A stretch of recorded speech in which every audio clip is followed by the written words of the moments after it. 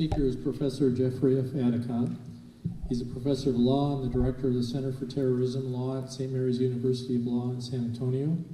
He's currently participating in public awareness and law enforcement training efforts regarding national security threats from an open southern border. He served as an active duty Army officer in the Judge Advocate General Corps for 20 years, where he spent a quarter of his career as a senior legal advisor to the U.S. Army Special Forces. He retired in 2000 at the rank of Lieutenant Colonel. He's an internationally recognized expert in terrorism law. He's a regular contributor to Fox News, NBC, CBS, ABC, CNN, New York Times, Washington Post, and Wall Street Journal. He has given over 600 speeches and over 4,000 media interviews. He's published over 60 books, chapters, and law review articles on national security issues. His most recent book is Terrorism Law, Cases, Materials, and Comments. And he'll have a few of those available for sale afterwards. And now I would like you to give a warm welcome to Professor Addicott.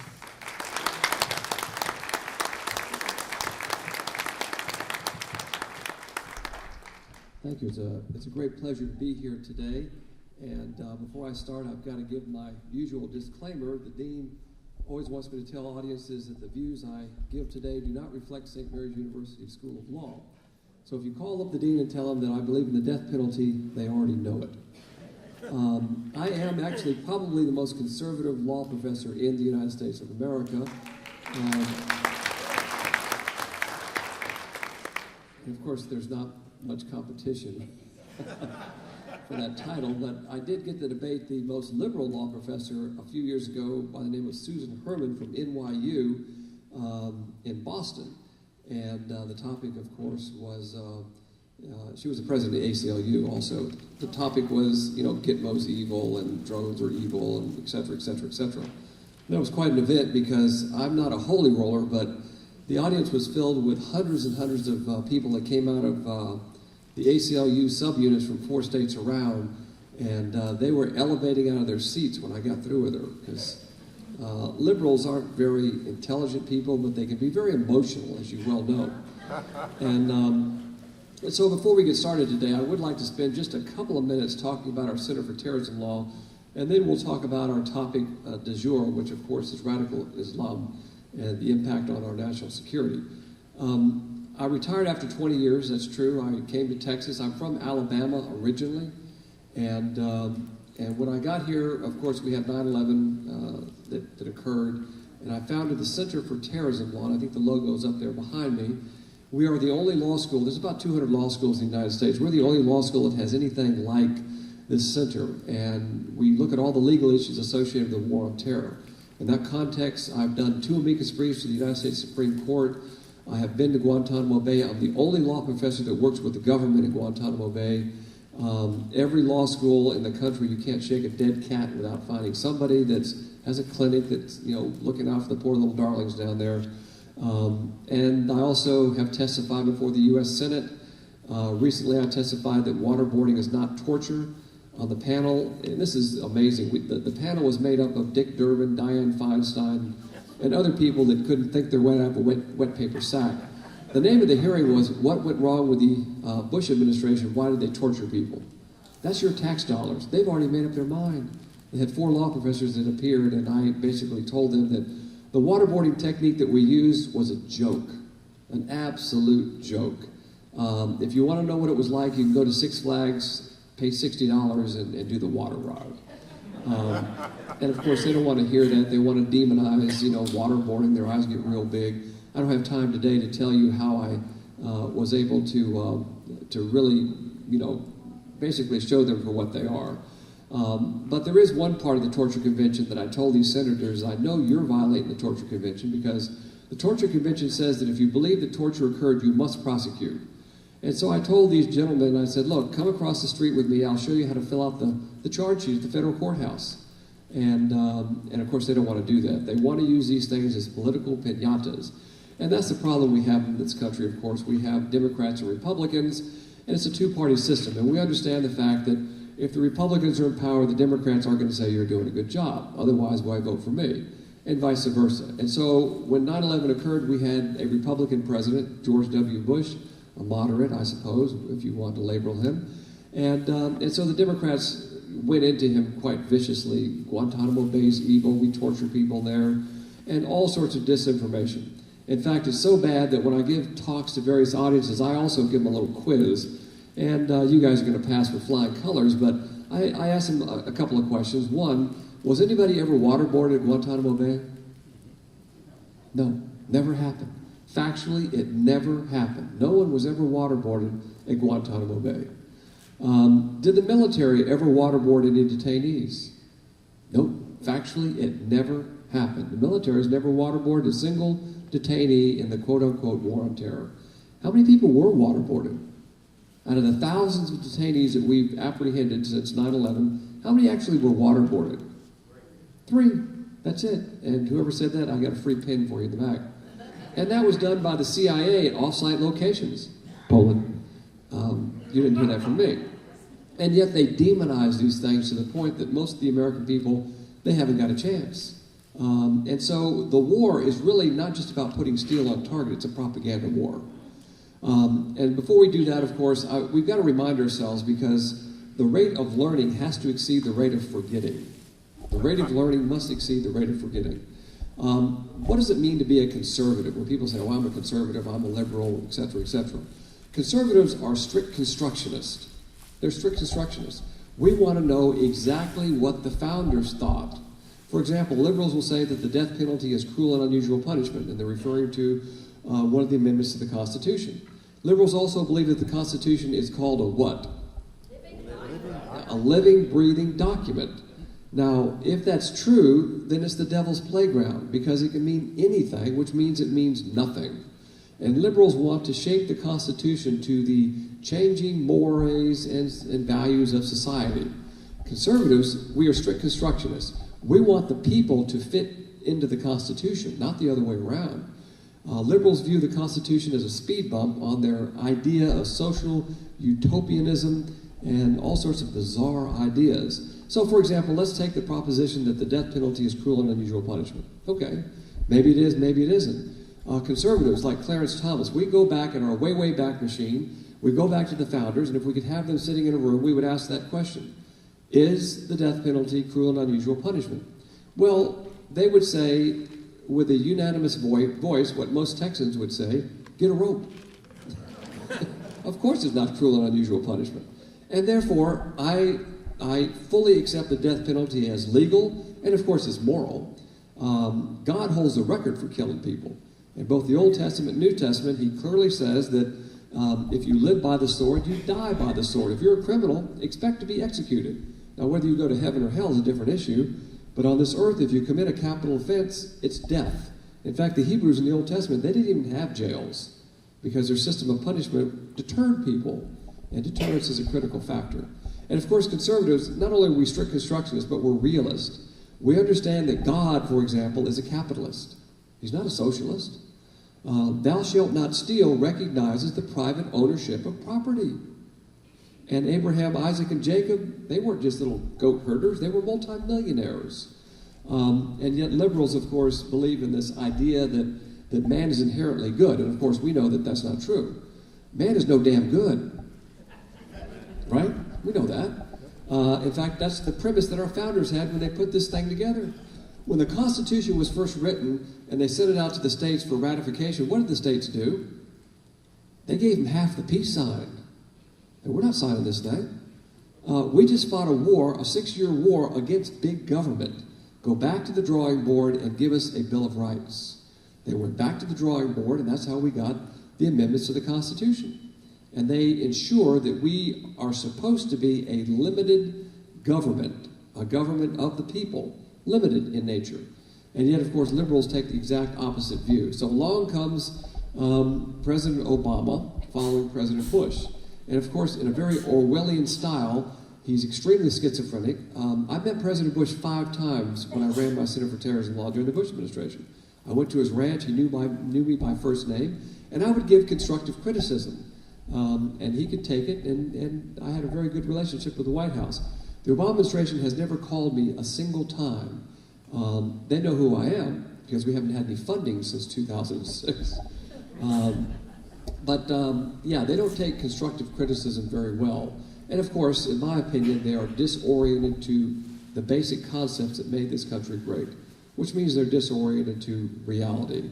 And so President Obama wanted to change the terms and call it an overseas contingency operation, and he ignored the threat of radical Islam to the point where he did such bizarre things as bombing Gaddafi out of power. And of course, unintended consequences. Anybody could tell you what would happen, because now Libya is a broken, failed state. All the Islamists that Gaddafi had locked up in his jails, they're loose, heavily armed, and all over North Africa. Almost each and every step the president has made in terms of national security has been the wrong step. The one thing that he did right was to get eyes on target when he killed Osama bin Laden, based on good intelligence developed, of course, during the Bush administration. We had a brilliant tactical victory in Afghanistan, but he didn't have the wisdom to parlay that into a strategic victory, because we are fighting an asymmetrical war against radical Islamic extremists. In Afghanistan, do you know how many Al-Qaeda are in Afghanistan? The CIA reports that less than 100. They're not there. When President Bush drove the Al-Qaeda out in 2001, they took to the hills. It's the Taliban that's in Afghanistan. The Taliban did not attack us on 9/11. They facilitated the Al-Qaeda to do it, but Al-Qaeda did it. Taliban just wants to drive all foreigners out of Afghanistan and reinstate their vision of a utopian state based on Sharia law. And so, regardless, though, the president, when he came into office in 2009, he had to make a decision. What do I do? What do I do? What do I do? And if you recall, the Democrats demonized President Bush in Iraq, and they said, you should have put all your forces in Afghanistan. And again, both presidents were wrong in their thinking, because they do not understand the function of the military. The military's job is to identify the enemy, identify their source of gravity, and crush them. Somehow we've got this Colin Powell idea that if you break it, you own it. Remember that? No, you don't. If you break it, it's broken. Who in the world said that we have an obligation to fix up Afghanistan or to fix up any country? In fact, quite the opposite. You can't fix up Afghanistan. You cannot fix up any of those countries in the Middle East. Their mentality is totally disoriented to the concepts that we take for granted. They have no idea of freedom of speech, freedom of religion, freedom of the press. Those are foreign ideas. Now, there are onesies and twosies out there that understand that, but there's not enough to turn the tide to any degree whatsoever. And my response to other people is that, look, I'm sorry your country is in really bad shape, but, it's not my problem. As a nationalist, we look out for what is in our own national interest. So Afghanistan was a fool's errand from the very beginning. President Bush in 2001 shut down the Al-Qaeda training camps, which he should have done, drove the Taliban out of power. We should have left immediately and basically said, look, mess with us again and we'll be back. Because war will always be here. I have a 12-year-old and a 14-year-old, and a few years back they were very concerned, and they said, they're good red-blooded American males. They said, Dad, we're afraid there won't be any more wars when we grow up, because they want to kill people. And I said, don't worry, son. As the Lord Christ said, there's going to be wars and rumors of wars until I come back. He's not back. Somehow liberals think that this is the last war, there'll never be another war. It's like changing the oil in your car. You've got to do it regularly and with alacrity. And when you use force, you use it in such a way that it deters other people. Right now, no one's afraid of us. The Chinese are buzzing our pilots. They're pushing out in all directions into territory that was claimed and owned by the Japanese, by Thailand and other countries. They don't care because they see weakness. The same with the Russians. And of course, ISIS is on the march and on the move. So in Afghanistan, the president, by the grace of God, we killed Osama bin Laden. You cannot understand the negative impact that had on radical Islam. He was a mythic figure to these people. For 10 years, he had evaded everything. And we killed him. And so the psychological blow was tremendous. But the president didn't have the brains to parlay that into a strategic victory. He should have got on TV immediately and said, we win, you lose, we're leaving. Because there's no Berlin to capture over there. And the world would have bought that narrative. They'd say, yeah, that makes sense. Why in the hell else are you in Afghanistan? There's no other reason to be there. You're not going to reform that country. The day we leave, which is in 2014, we've lost. A CNN reporter asked President Obama, how do you define victory in Afghanistan? He said, quote, I'm not comfortable with that word. Really? And so one of the things our center does too, and I don't have time to dwell on it, but we represent soldiers that are wrongfully accused with killing the enemy. And believe it or not, I've represented 18 cases that were charged with murder, and all of them were released. And my recent case I just did with rules of engagement, I had a lieutenant by the name of Waddell. His dad's a Navy SEAL in Dallas, called me up the day before Christmas 2 years ago and said, "Can you help my son?" Now, I only represent soldiers that are actually innocent. I don't represent those that murder and rape and rob, because we have bad apples. But this fellow was in Afghanistan, stepped on an IED, and was wounded, went back for a second tour. His platoon was out in Afghanistan. One of his platoon members stepped on another IED, blew off both legs. And 3 days later, Lieutenant Waddell's on duty as the officer of the day, and he spots with his cameras a group of men digging a hole, planting another bomb. Now, the rules of engagement say you may not shoot these people unless they shoot at you first or you have a positive identification, because we're trying to win their hearts and their minds. So Lieutenant Waddell calls up headquarters and says, "Do you see what I see?" And they wring their hands for a while and finally agree, "Yep, that's the bad guy." And they give him permission to kill this person. But you can only use the least intrusive means, because we don't want to upset anybody with a big mortar or a M60 machine gun burst. And so he gets 2 Marine snipers. Any former Marines in here? Oh, good. I'll tell you the real story then. We have 2 Marine snipers. Fire, miss. Reload, fire. They hit the bad guy in the stomach and the leg. He goes down.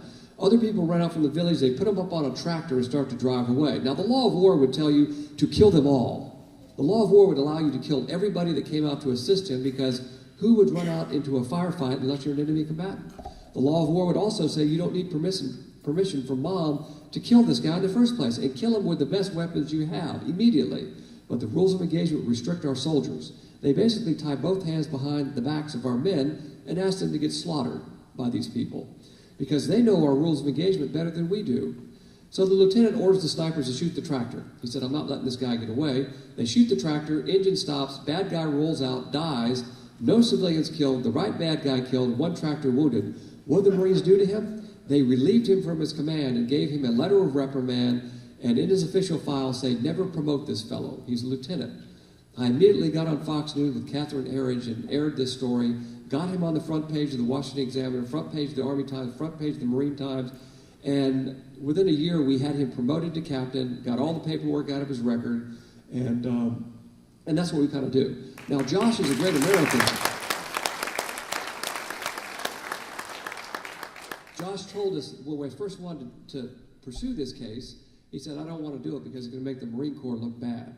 And his dad and I convinced him that it's not just for you, it's for all the soldiers out there that are getting screwed by the ROE, which was the title of the front page of the Army Times story. It said, "Screwed by the rules of engagement."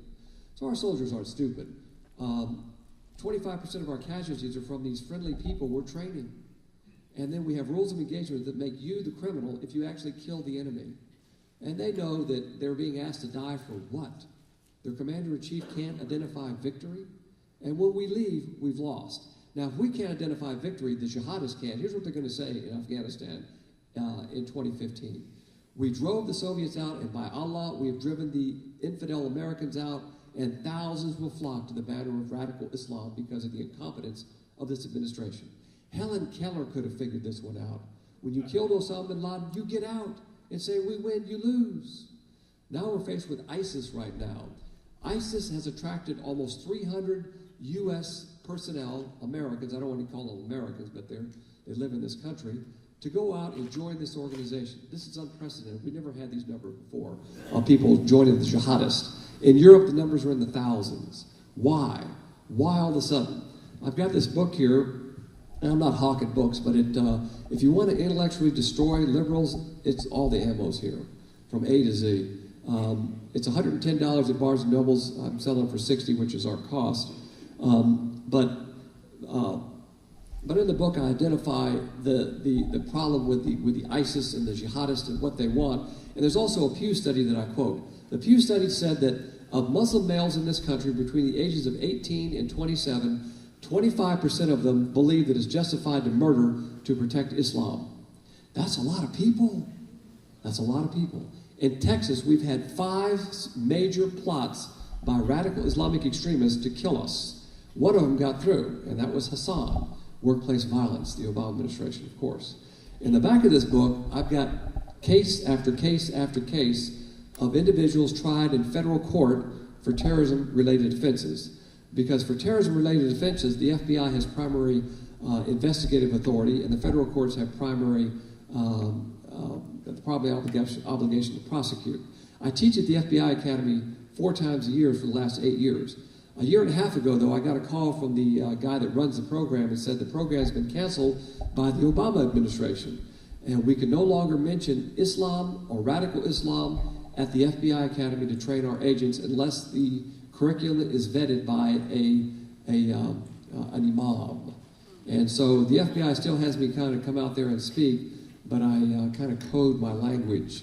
But that's the type of surreal atmosphere we're operating in, where our leadership puts their head in the sand. And in Texas, as I said, we had one plot that occurred where a fellow had ordered some phenol from a warehouse in North Carolina. And when it was delivered here, the company in North Carolina called the FBI. And they did it based on profiling.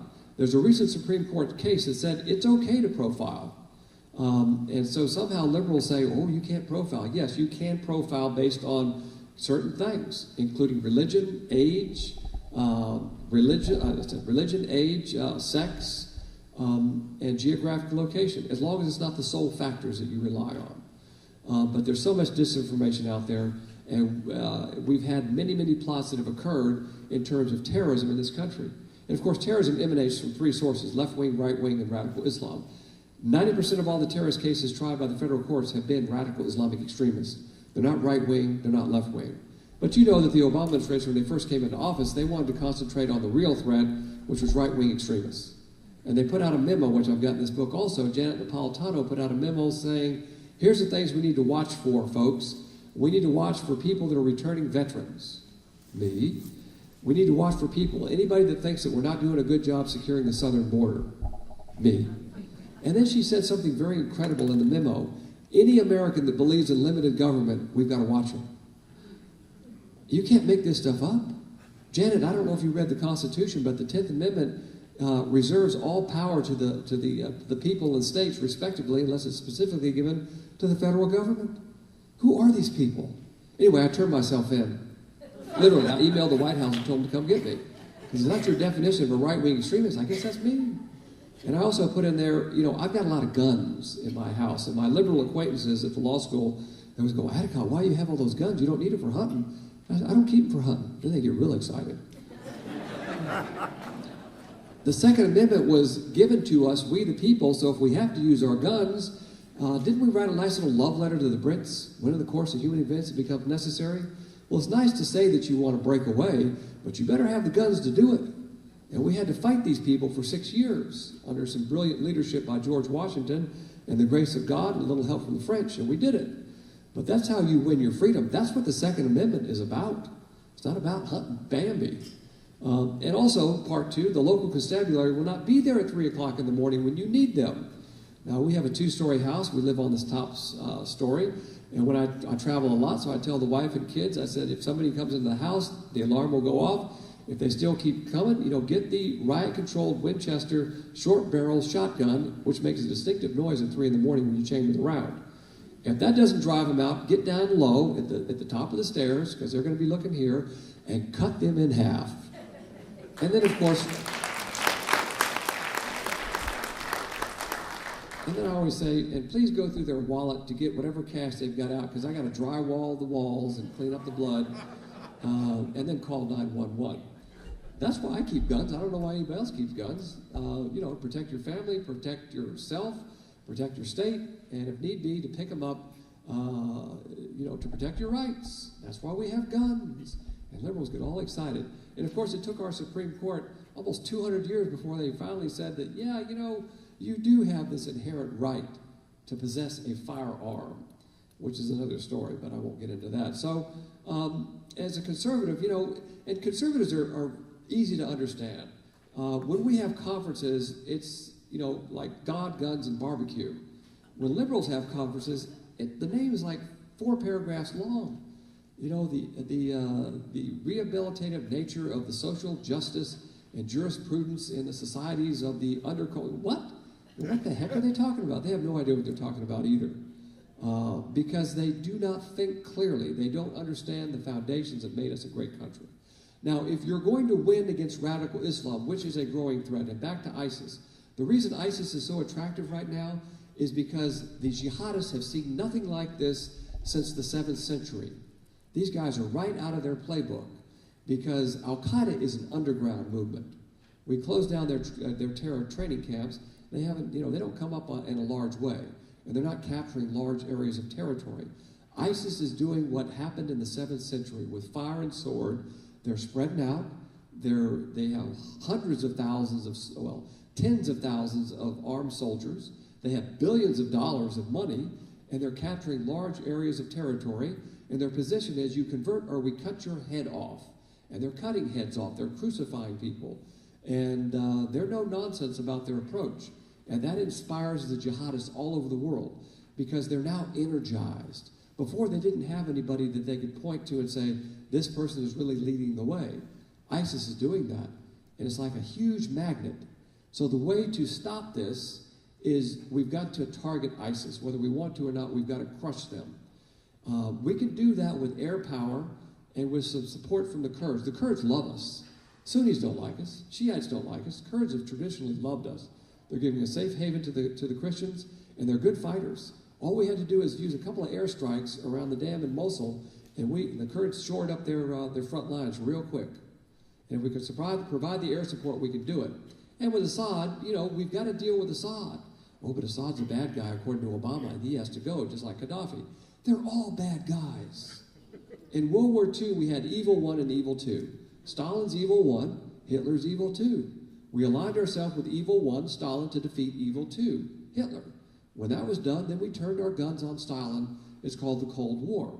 You have to be pragmatic. And yet liberals, of course, live in Never Never Land. They think if they just sprinkle magic fairy dust on people, that somehow it'll all be all right. When I was in the Pentagon, I was the deputy chief for the International Operation Law Division, and I remember the mid-90s, that Madeleine Halfbright had, she cut a deal with the North Koreans. And she said, I got a piece of paper like Chamberlain, back in Hitler's day. They agreed they will not build nuclear weapons. All we have to do is give them money, food, cigars, and some cognac for the dear leader, and some nice nuclear fuel. And then they signed the agreement, and then, of course, when President Bush took office, the North Koreans set off an atomic weapon. And liberals were shocked. Oh, how could they lie to us? Really? If they can murder 2 million of their own people, don't you think they can lie to you? Not all liars are murderers, but all murderers are liars. And, of course, I know we got some judges in the audience, and they know that. I mean, if you could murder a fortiori, you could lie. Now, I'm not a big Abe Lincoln fan because Abe Lincoln was one of our... Yeah, it always amuses me when Republicans say, well, we're the party of Lincoln. Really? Where do you think big government started, folks? Abe Lincoln was the start of big government. I'm sure he has some good qualities, but I haven't found any yet. But I'll follow the story here. There's a story about Abe Lincoln in Washington City, and of course, if you're a strict constructionist as a conservative, it was called Washington City. He went to the jail there in Washington City, and there was he went to the jail cell there. He went to the first guy and said, my friend, why are you in jail? Oh, Mr. President, they say I murdered these people, but I didn't do it. I swear on my mother's grave and the lives of my children, I didn't do it. The president said, okay. He went to the next guy and said, my friend, why are you in jail?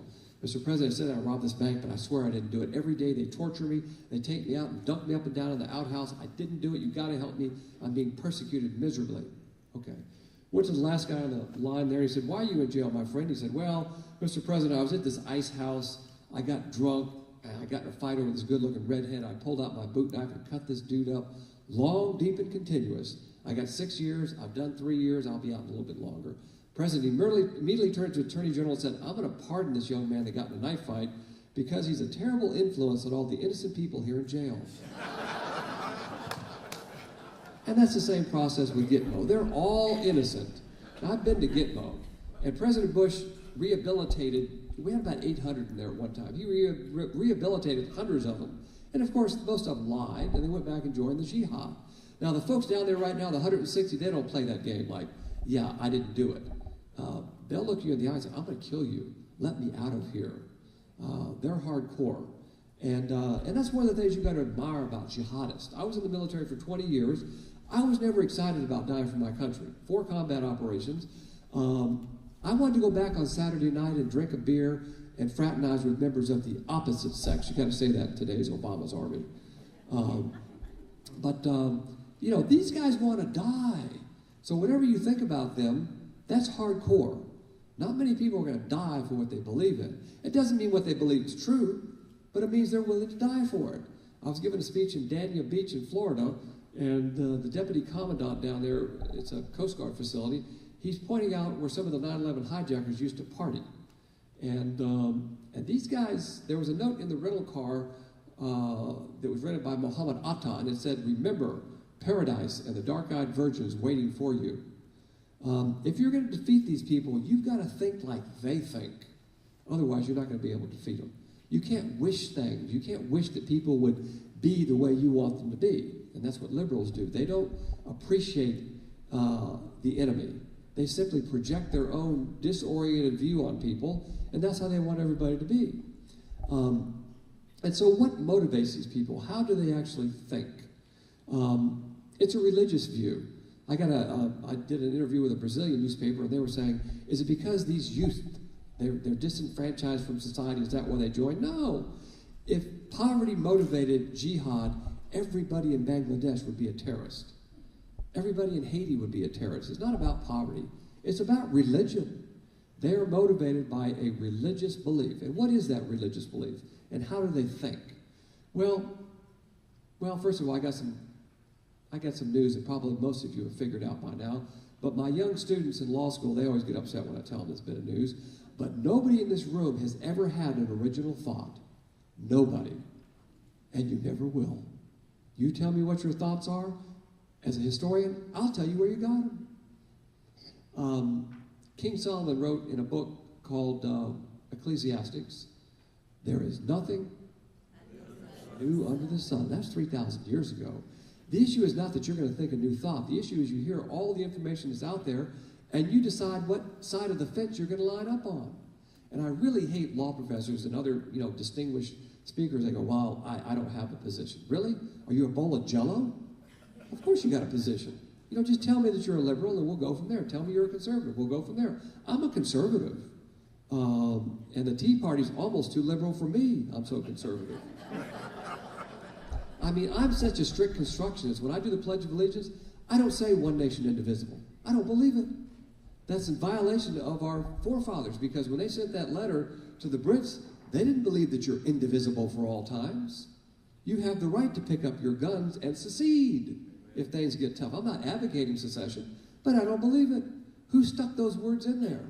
Well, the Pledge of Allegiance was written by some Yankees after the war between the states to indoctrinate our kids here in the South, that they may not pick up guns ever again. That's where it came from. We put the under God part in the 20th century, which I'll say that part, but I don't say the other part. I don't believe it. And I do not believe the Gettysburg Address either. That's more Yankee propaganda. You ever listen to the end of the Gettysburg Address, what they make you say it all the time? What does it say? Basically, Lincoln saying, I've got to kill all these people, which is my great-granddaddy and my wife's great-granddaddy. I've got to kill all these people so we can have a government of the consent. What? Remember? So the government of the people, by the people, and for the people shall not perish from the land. You've got to kill me to make a government of the consent. That's an oxymoron. You can't have a government of the consent where the way you make a government of the consent is at gunpoint. That's not a government of the consent, Abe. We didn't consent. I'm from Alabama, remember? And the Texans back then didn't consent either. But it sounds great, doesn't it? It sounds wonderful. But Tea Party folks, we're deep thinkers, so we can kind of see through all that nonsense. I've got to deprogram my kids when they come home from school, and I've got to deprogram the law students. My critics always say, Addicott, you never give the other side. You know what my answer is? You live in the other side. You don't hear my side. Oh, wow. Okay, so in any event, here's how these people think. And let's take another thing, because it's about religion, so I'm not going to get up here and try to proselytize anybody, but we're all riding a death train, right? Nobody gets out of here alive. Now, some of y'all are a little further down the tracks, but it's going to make a stop, and when it stops, you're off the train, and you're going to go into your eternity. But where are you going? Well, there are 7 major religions that have left their doctrines in writing for us to consider. Now, why are you what you are? In other words, why is Islam the fastest growing religion in the world? Is it because of the efficacy of the belief? No. They have a lot of kids. So you are what you are probably because your parents were that way. You're a Baptist because your parents are Baptist. You're a Catholic, your parents are Catholic. You're a Muslim, your parents are Muslim. Most Muslims have not read the Quran. 85% of the folks in Afghanistan, they cannot read or write. They don't know what the Quran says. They're Muslims because they're born into it. So you got a 1 in 7 chance of being in the right religion just off the bat. But what if you're in the wrong one? Because all of them say, we're the truth, the other ones are lies. Well, if you're a deep thinker, I would think you probably should have at least done one of those short versions and looked at the other religions to see, well, maybe I'm in the wrong one. And of course, as the Lord Christ said, he said he was not a unifier. Most churches would not have Christ come speak because he's too divisive. He said, if you stand for what I stand for, I'll set father against mother, husband against wife. You believe in what I'm telling you. He was not a unifier at all because he was very dogmatic. It's my way or the highway. So, the 7 major religions, all religions have something in common. C.S. Lewis wrote this in his book, Mere Christianity. There's no such thing as a Christian morality. The Buddhists have the same morality. It's called the middle path. Islam has the pillars of Islam. Confucianism, be a good citizen. All religions say the moral code's the same. Don't steal, don't lie, don't cheat. Be a good person, pick up trash, all that stuff. Be a good moral person. All religions have the same basic moral code. The goal of all religions is the same. When you die, you want to go to heaven, not to hell. All religions basically recognize that man is no damn good, and God is good. So they all have that in common. The difference is the mechanics. How do you go from life to God? How do you have union with God? And there you have 2 schools of thought. 6 of them believe that it's a system of works. You follow the moral code, be the best little boy or the best little girl you can possibly be, and try to stay away from the big sins. And when you die, you'll go before the judgment seat. In Islam, they call it the judgment seat of Allah. Muhammad was asked, are you going to paradise? You know what Muhammad said? I don't know. I will be judged by Allah, and he will judge my good deeds and bad deeds, and maybe I'll get in, maybe I won't. So it's a work system. And they never tell you, if you get to the age of 80, can I party now? No, they never tell you you're in. And of course, they always want to hit you up for money. That always comes in there too. They never tell you you're in. It's always, I hope I'm good enough. I hope I'm doing the right thing. Now contrast that with Christianity 101. And I do read the Greek. I'm not too hot in the Hebrew. But that's a system of grace. You've heard the word, but what does it really mean? Well, there's no works. Absolutely no works. For example, the thief on the cross who at first denounced the Messiah, he said, Kyrios, which means Lord. In the first century, that word meant God. Remember me when you come into your kingdom. Did he do any good deeds? No. Did he get dunked in water? Nope. Did he say, I'm sorry? No. And what was the answer? You're in. Very easy. Very easy. What is it? Genesis 15, verse 6? Abraham was saved. 500 years before Moses was born. No Mosaic law to keep. No rituals. How was he saved? It says, Abraham believed in the Lord. It was credited to his account for righteousness. The Lord, of course, was a coming Messiah. He looked forward to the event. We look back. So Christ on the cross died for every sin that every human ever did, past, present, and future. Past, present, and future. The ones you haven't done yet. And so the sin issue's off the table. Now all you got to do is say, I'll take it. Ephesians chapter 2, verses 8 to 9. With one speck of faith, more than none at all, that's all you've got to exhibit. About the size of an electron going around an atom. Not very much at all.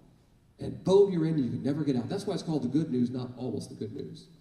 Oh, you mean I can go out? Yes, I mean exactly that. Because you're going to do it anyway. And if you don't do it, you think it. So yes, that's why it's called the good news. So that's grace. Now why have I told you all that stuff? Well, one, it sets up the discussion of the jihadists. Here's what the jihadists say. If you die in jihad, the first drop of your blood shed, you don't go to the judgment seat of Allah and have to work your way into heaven. You automatically bypass Allah's judgment seat and go straight to paradise. It's a grace system, but it's not really a grace system because what do you got to do? You got to kill yourself. And it doesn't count if you almost kill yourself. Hassan is not automatically going to heaven. He's the guy at Fort Hood. But he gets some extra brownie points because he tried. But he's not automatically in. You must die in jihad. And when you go to jihad, again, there's no weighing of your morality at all. You're in. And so that's why the 9/11 hijackers, they partied. They went to strip bars. You can't do that in classical Islam. You can't. There's a lot of taboos and a lot of morality associated. You can't do that stuff. They drank, they partied, they did all that stuff because they knew they were going to die. They weren't going to be judged. They're going to go straight to paradise. And, of course, you get extra benefits when you go to paradise. You get 70 supernaturally created virgins. Now, men, men we basically have certain things we like about female pulchritude. I'm going to use my professor language, not my military language. So every man has an idea about female pulchritude. So, for example, men, if you like women with big feet, they're going to be ginormous feet in your harem. Right to your specifications. Plus, you get 2 women you saw here on the earth that are humans to come into your harem. Now, I've traveled around the world a lot. If it's true, it's going to be Texas, Mississippi, or Alabama. I haven't seen much else. And did you ever wonder why when they interview the mothers of these nut jobs, and they said, what about Ahmed? What do they always say? Oh, wonderful son, Ahmed. I wish I had 10 more just like it. We're going to name a school after him. Because you get 70 of your relatives get to bypass the judgment seat of Allah if Ahmed says so. If you say anything bad about him, he's listening, he'll strike your name off the list. Now, we might think this is very silly, but they believe it to the point of death. It doesn't mean it's true again. It doesn't mean it's true, but it means that they believe it to be true. People will not die for a lie, but they'll die for what they believe is true. Now, I don't believe it's true. I'm a pretty good person, but I'm not kidding myself. You can't work your way into perfection. Impossible.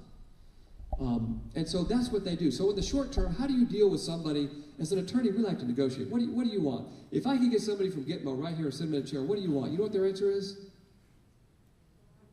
We want to kill you. That's our negotiating position. In fact, in the book, I've got a story about Half-Dead Bob. Half-Dead Bob, we nursed him back to health. We picked him up on the battlefield of Afghanistan, had tuberculosis, missing a lung, shrapnel wounds. If you believe the New York Times, what do we do to him? Well, we torture him every day, of course. No, we nursed him back to health. And he told the commandant, he said, Commandant, you're a good Christian man, but you do know when I get out of here, I'm going to kill you and your family. That's just the way it is. Now, the Boston Marathon attack was the latest attack we've had on the homeland. Won't be the last. And I'm sure that many of those people running that marathon, they weren't conservatives. They're wearing those purple spandex things. You see these guys riding their bicycles wearing purple spandex, and they're jogging to save the whales. They don't care that you're a liberal, that you don't like America. They're going to kill you anyway. They will kill anybody. They've killed more Muslims than they've killed Christians or Jews. You want to do body counts? And they have no guilt complex at all about killing people. Women, children, whatever. Inspire magazine is the Al-Qaeda magazine. You can Google it and read it. The latest edition says, remember, brothers, it's good to attack the buildings, but make sure that people are there. We want to kill as many people as possible. That's what they want to do. So ISIS is a growing movement. We've got to crush them because psychologically, in order to stop people gravitating towards these folks, you've got to crush them and kill them and stack them like cordwood for a cold winter's night. That's how you deal with it in the short term. In the long term, you have to close down the Hitler youth camps and turn these people out. That tell them that you go to paradise by killing other people. And again, Afghanistan, 85% of them, they don't read or write. And yet, the Saudis fund a lot of this stuff. We have groups around this country, there's a group called the MOA, Muslims of America. They're funded by a billionaire out of Pakistan. What they do is they buy up property, and they preach radical Islam on their property. They shoot guns. They raise the black flag of radical Islam. All of this is not illegal. It's only illegal if you conspire to engage in violence, solicit someone to engage in violence yourself, or provide material support to terrorism. There's a camp right outside of Austin, and yet the people that live in Austin, they've never heard of it. Never heard of it, because it's politically incorrect to criticize Islam. Now imagine if the KKK built a KKK compound outside of Austin and marched around with their white sheets on and shot off guns. I guarantee you every day the Austin Statesman would have editorials and articles and demanding that something be done. News media cameras would be outside the gates every day filming them. Outrageous, outrageous, and yet nothing about these murderers that are marching around. Potential murderers. And these are camps called MOA. There are lots of them sprinkled all across the United States. All across the United States. And yet nobody says anything. I've debated on Fox News members from CARE, the Council on Arab Domestic Relations, weasels. Off camera, they're the most vile people you could ever hope to meet. And I invited 3 of them to meet me outside in the parking lot next to my pickup truck after we did our interview so I could discuss with them certain things. And of course, they didn't take me up on the invitation. Okay, so I think I probably talked a lot, but I'd like to leave you with one thought, and I'll take some questions that Harry Truman once said. They said, you know, what's your opinion of history? And he said, it's just one damn thing after the other.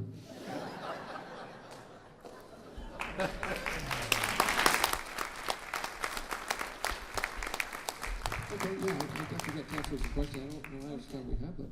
Yeah. Why is Obama and department heads not in court? We have a good case.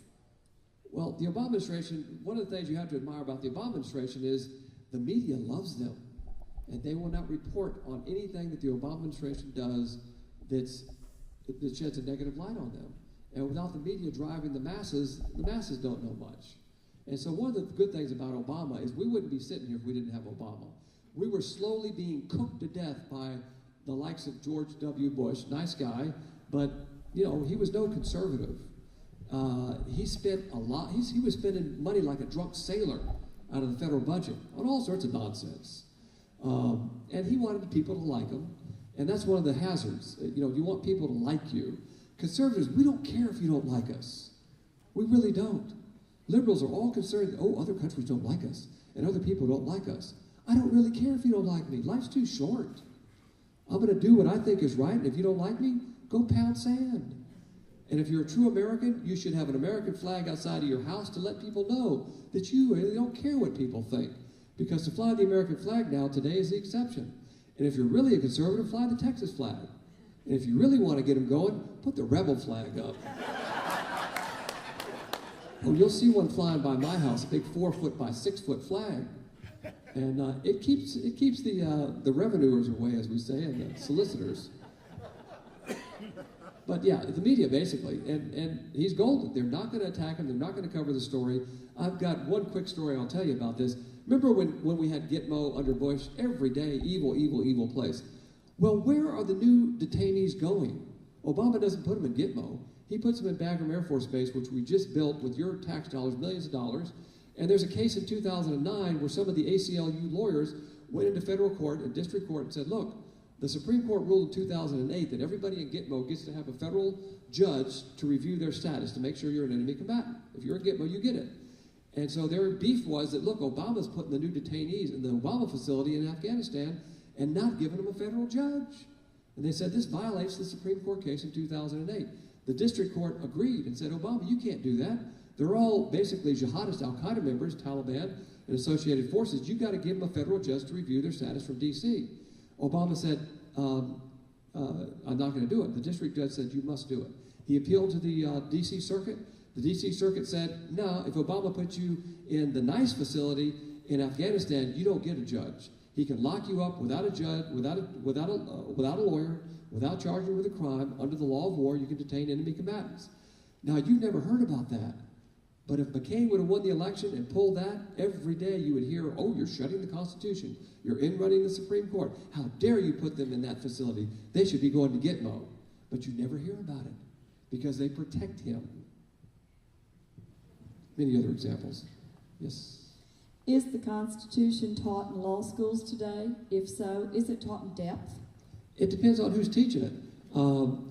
I teach con-crim law. I've taught it in the past. And of course, most law professors do not believe in the death penalty. And they have their own worldview. As Thomas Jefferson once said, where you stand on an issue depends on where you sit. So they come in with a worldview. For our Supreme Court, you tell me the issue, and, you know, anybody with half a brain can tell you which way the split's going to be before they even do it. Well, if it's really the law, why is it so predictable? Because they have their own worldview, and it influences how they do and how they think. Most law professors are liberals. There's no doubt about it. I teach a class in national security.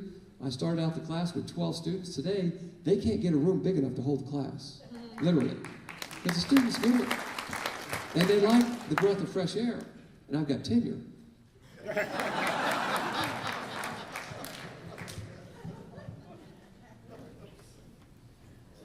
Thomas Jefferson said the Supreme Court is not the final judge of its own power. The Constitution is.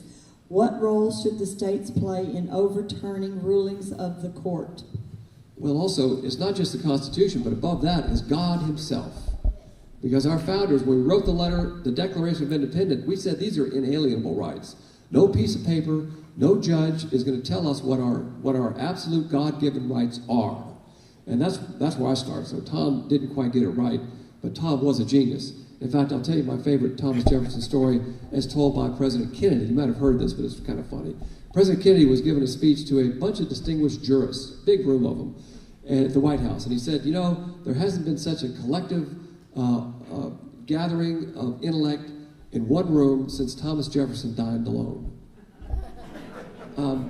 But yeah, there's a role, but people have to stand up. As I said, with moderate Republicans, we were being slowly roasted. At least with Obama, the fire was boiling, and we jumped out immediately and rose up and said, not going to happen. And we need to keep that spirit in the next election, there's no doubt about it.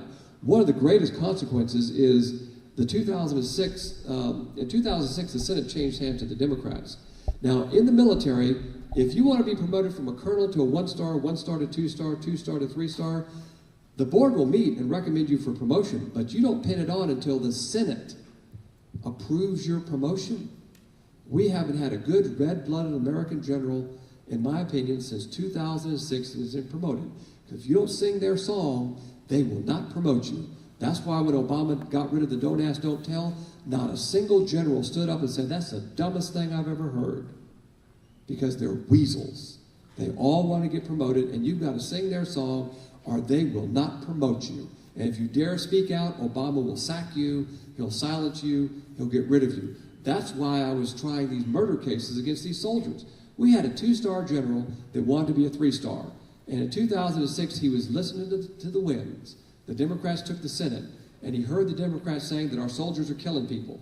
So he decided, I'll just prosecute some of our own soldiers, so when I go up before the Senate, I can say, I'm prosecuting my own soldiers, and I'm prosecuting the enemy.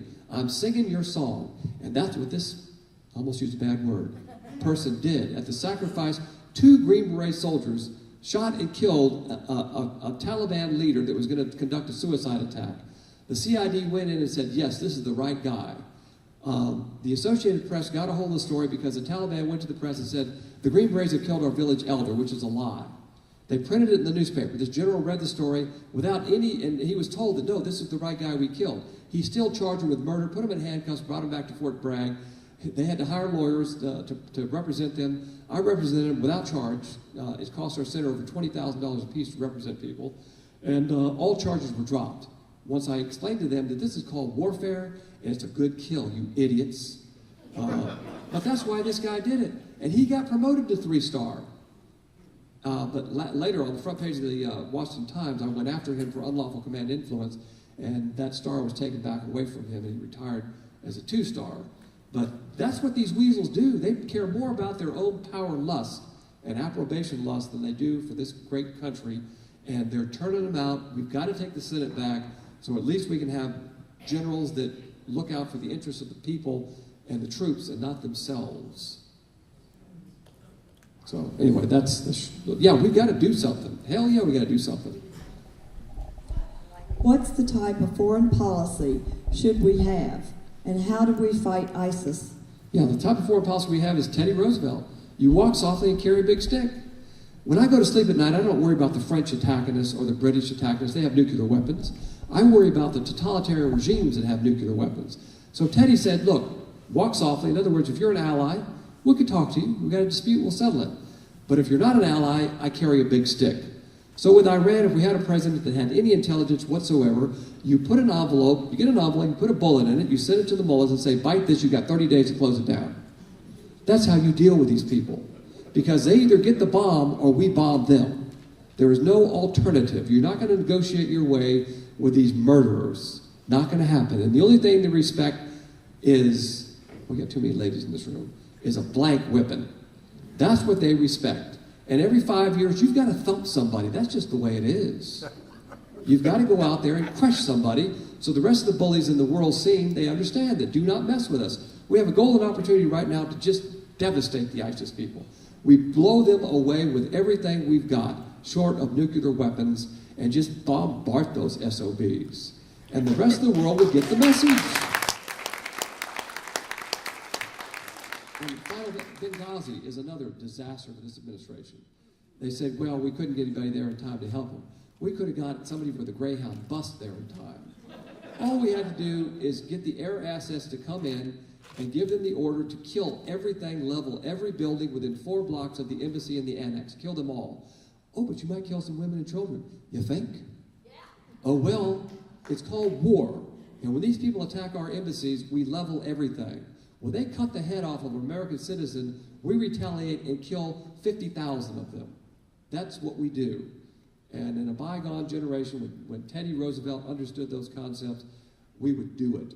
He sent the Great White Fleet around the world to show the world that, hey, we're here and we're heavily armed. Do not mess with us.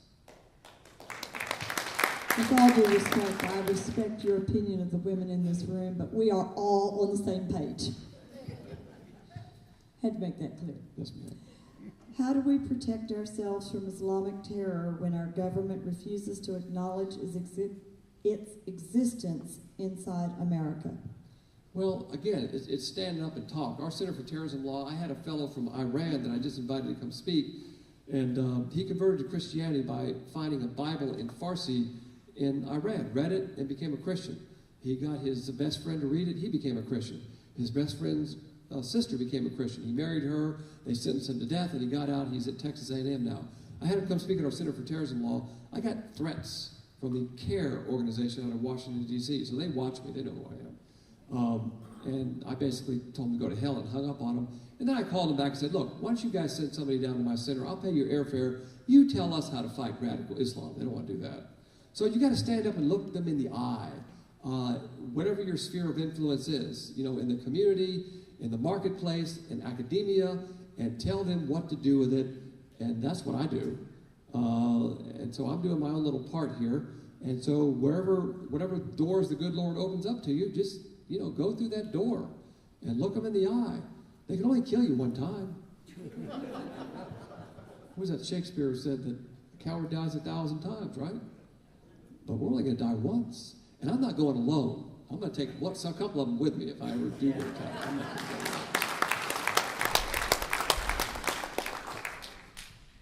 Okay, this has been asked for clarification of the previous question. What can states legally do to exercise corrective authority over unconstitutional rulings of the Supreme Court? Secede. That's one thing. We have the inherent right to secede. Remember, Governor Perry was, 30 points behind Kay Bailey when he was running for governor that last time, and he gave a secession speech, and he was 30 points ahead. I mean, people respond to that. We could do the Constitutional Convention and get the states together to do this and do that. Well, that's fine. You could do all that, but just, have a huge march and say, we're seceding. I mean, that would stir them up. I'm always, I just go big. Go big. We have the right. And we can have that debate. But yeah, do something. But yeah, there are mechanisms within the Constitution for the states to come together to do things, but you got to get enough states to come together. People don't really move until we have a major traumatic event. Something big is going to have to motivate that type of a movement. And Obama motivated us when he was elected, but something bigger is going to have to come. I wrote a book for the War College, Chapter 8, published in 2000, where I predicted in bold print Al-Qaeda was going to attack us. And we will have an event in this country where you will open the paper one day and it will say, Chicago gone, New York gone. It's going to happen. It's just a matter of time. You've got the people that want to kill. You've got the weapons of mass destruction. I don't mean little pipe bombs. I mean the big stuff. And you put 2 and 2 together with a jihadist that doesn't care about dying. In fact, they embrace death. It's simply a matter of time. We can push that event down the road with better leadership and more vibrant matters associated with anti-terrorism. Anti-terrorism means you stop them before they get to the airport. I like to stop them before they get to the airport, before they get to the Boston Marathon. But many Americans have hit the slumber button on the alarm clock. The Boston Marathon attack, those guys set those satchels, those backpacks down in a crowded area. Nobody said anything. Nobody. And boom, they went off. So it's situational awareness. We're going to need a big event that's going to shake the country before anything will be done, quite honestly. Because, as Francis Tyler once said, that what collapses most great nations is they flunk the prosperity test. They get apathetic. We were a very vibrant people early on in our history because we were cutting our teeth on hostile Indians. You're plowing one hand, and the Comanche around here were vicious. They caught you out in the open, good luck. They weren't this benign little, we're contemplating the universe, counting flowers. Oh, no. So it made tough people, which we can thank those folks for that. And the greatest generation that came out, that fought World War II, they came out of the tough, hard times of the Great Depression. They realized the value of a dollar. Today, people go out and buy $200 tennis shoes, and they don't want to work. And when I was going to the Pentagon, I got a lot of medals in the military, and I used to wear a Class A uniform, and I'd be pumping gas, and this guy would come up, "Hey, man, can you help me out?" And I would look at these fellows, and I'd say, "Buddy, I help you out every day of your life. I've given you a free country to live in. Get a damn job."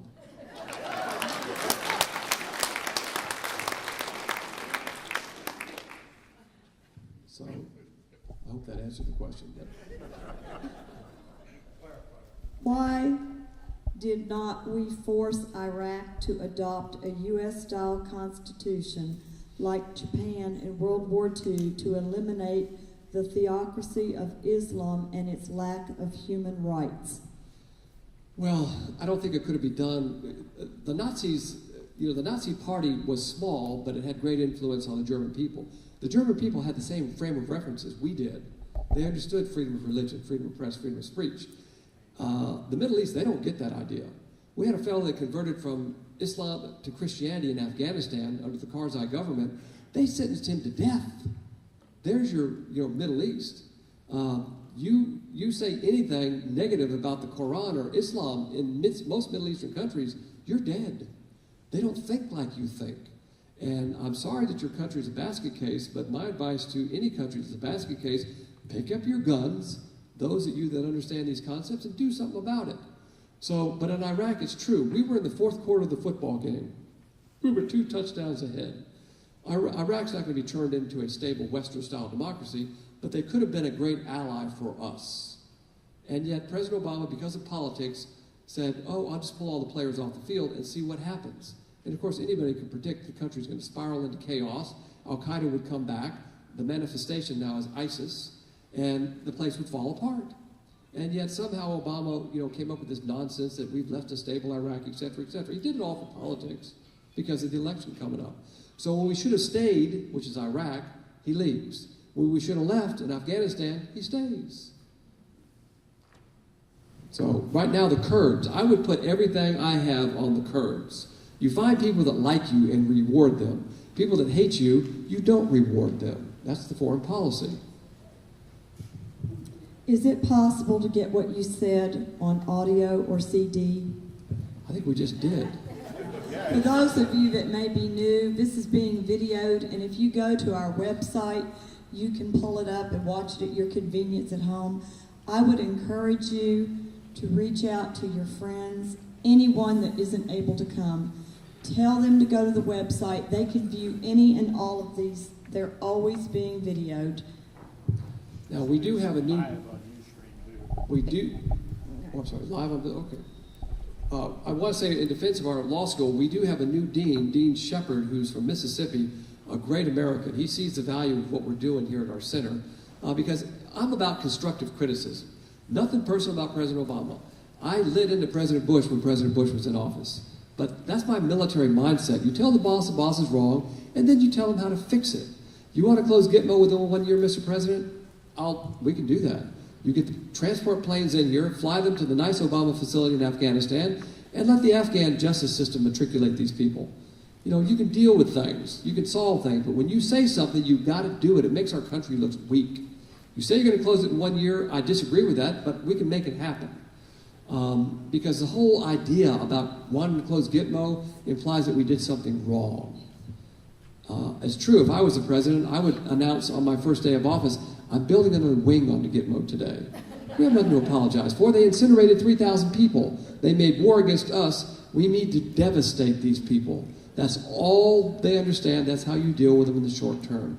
And ISIS is a golden opportunity for us to really show the world what we're about. They are truly evil. They're out in the open. There's 10, 20, 30,000 of them, and we can obliterate them. They're not hiding amongst women and children. And if we kill a few women and children, the law of war allows that. That's called collateral damage, and that's just the way it goes. I hope I have this one right. Would you consider being our Attorney General? I get people that say, well, would you run for this office, run for that office? I always tell them my political platform would be, I'll lower your taxes. Other than that, that's about it. Get a job. And try not to bother me, because I'm going to spend most of my time in Bernie, Texas, working out in the fields here and there. Because the government that governs least governs best. So I'm not going to promise you anything. And then my opponent will promise them everything. And of course, when people discover they can vote themselves money out of the public treasury, it's all over. So the people we have today is, in the old days, you shook somebody's hand, and that was it. You didn't try to weasel out of it. And if you made a bad deal, you ate peanut butter sandwiches for 20 years. Today, we have 1 million+ lawyers, and they're all litigious and running around with each other and trying to get the upper hand and all sorts of nonsense. Virtue is absent from the people. Robert E. Lee once said, the nation will collapse when virtue is absent from the people. Virtue means doing the right thing in the right way. That's it. If you're a capitalist with virtue, you don't need a union. You will take better care of your employees than any union ever could. The reason we had the rise of unions, we had capitalists with no virtue. So people see a capitalist like Enron with no virtue, and they automatically assume that socialism is the answer. Big government is the answer. Big government is inherently evil. We got bad capitalists here and there. You put a stake in their heart, and don't give them a white-collar prison. You put them in jail with Bubba, is where they go. Yes, sir. The Americans that are going to fight for ISIS, what do you think should be done to them? What do you predict will happen with the current administration? And how can we keep the focus on them? Most of the Americans that are going to fight for ISIS are going to end up dead. These guys are not that proficient in their skills, and the jihadists that are raised here in the luxury of this society, when they get over there, they're seeing a whole new system of lifestyle. Indoor plumbing, MTV, all the luxuries they took for granted. They're getting a rude awakening, many of them. Now, I'll put on a little video here and there, but many of them, as you know, are turning out dead. So if we capture one, of course, we charge them with treason, and we tried that person, and hopefully they'll get the death penalty. If you want to get on our propaganda mailing list, our center puts out a monthly newsletter of all the stuff that we're doing. Just give me your email, write it on a piece of paper. I'll put you on our list. It's easy to get off, but I think the conferences that we hold are all free and open, to the public. They're free of charge, and we have interesting people show up, both pro and con. And so, if you know any really rich people, also, as I said, these cases that we try, it costs about $20,000 a pop to represent these soldiers. And we're a 501c3. I know you guys don't fall in that category, but you might know somebody that's a true American, has lots of money, and wants to know where the money is going and for what cause. We can certainly tell them exactly what we do with every dime. Because we don't charge soldiers to represent them, and they don't have any money. That's why they're in the Army. Okay, well, I guess I've taken up all y'all's time. Thank you for what you do. Keep at it.